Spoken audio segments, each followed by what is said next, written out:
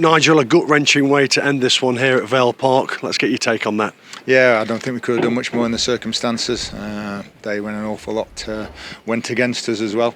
And we can deal with the things that the game throws at us with injuries and so on, and even the red card, which was a correct decision. I think probably one of only a handful today of decisions that were correct. But we can't deal with what happened in the 94th minute. That shouldn't happen. I think Darren Moore was a little bit embarrassed, him and his staff, and just shook their heads, couldn't believe that it had been given, as anybody who'd watched the game couldn't. Just actually seeing the head of referees in there as well, so it'll be very interesting to see what he does after the referee's performance today, because we've always been told if they have extremely poor games and they don't do certain things, get decisions, big decisions especially, right, then they'll be taken out for games or whatever. So looking forward to seeing what happens to the referee after this performance today. What was your view of the stoppage time penalty? Being played inside a will, ball's running out of play, there's a little bit of contact, lad's gone down, just I think more out of hope than anything else because the ball's running out of play. I don't even think there was appeals for it. Certainly not from the dugout or anything. And then all of a sudden he's pointed, to everybody's amazement, he's pointed to the spot. He let so much go today in terms of the physical contact, especially in the first few minutes of the game, 5 minutes of the game. So if you're going to do that, you have to do it all the way through the game. You can't then change in 90 plus whatever and give a free kick, especially a penalty, for the same amount of contact as that you've ignored for the previous 94 minutes. Rewinding the clock, after Sweeney was sent off on 14 minutes, you had a lot of reorganising to do. Yeah, Liam Roberts has to go down, that's the only way you have to do it, and then you reorganise from there.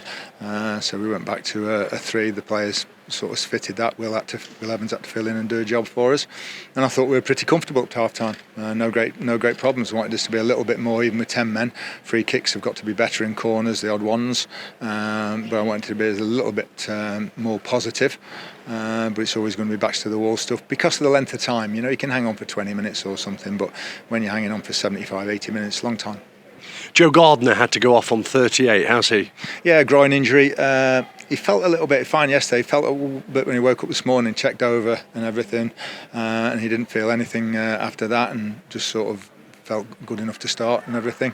So that's another little niggle. And Jordan sort of hip injury at half time. Just prior to half-time in stoppage time. That was a good save by the legs of Roberts, wasn't it? Brilliant. That was the only time I think they really got through us. A couple of long-range shots and stuff. And it was, I think, a scuff shot, just fell at the lad's feet. And a very good save. It was the only scare right in at the end of the first half. What did you make of Vale's first goal on 53? Good ball in from the right-hand side. They're difficult to defend, but could Stags have prevented it? Yeah, first of all, you've got to get out and stop the cross, which is Kyle McAdam's job out there. And then when it comes in, you're looking at Fraser and Kyle Noyle to deal with it. I think Kyle Noyle's man eventually scores, but it is a hell of a good ball in. You're just trying to, hopefully get away or deal with it. And it was about the only one we didn't. You brought Rhys Oates on just after the hour. What was the intention thereafter? Well, just give us that sort of bit of pace. Tyler did well for an hour, but as the game goes on, you just think one little break down the sides or anything like that, or over the top, and Rhys is capable of getting you a goal. Same with Dom. We just thought, right, we're going to try and hang in there at 1-0. And then if we get to the last sort of 10 minutes, we'll bring Dom on, we'll go up top, and if you do it any sooner than that, you expose yourselves in 2-3-0 and game's over. 10 minutes is enough if it's going to have an impact. And Rhys got half a chance and put a magnificent goal in. He did, didn't he? It won't hit the headlines now, of course, as it might have done, but that was a terrific strike, cutting in from the right. Yeah, brilliant. As soon as he picked it up, you think, go on, drive inside, and then this hammer of the left foot, or both feet he's got. He probably strikes it as well with the left at times as he does his right, and it should have been enough to earn us a point. It's got to be so disappointing to lose in the manner that you have, because for so long in this game you were in it.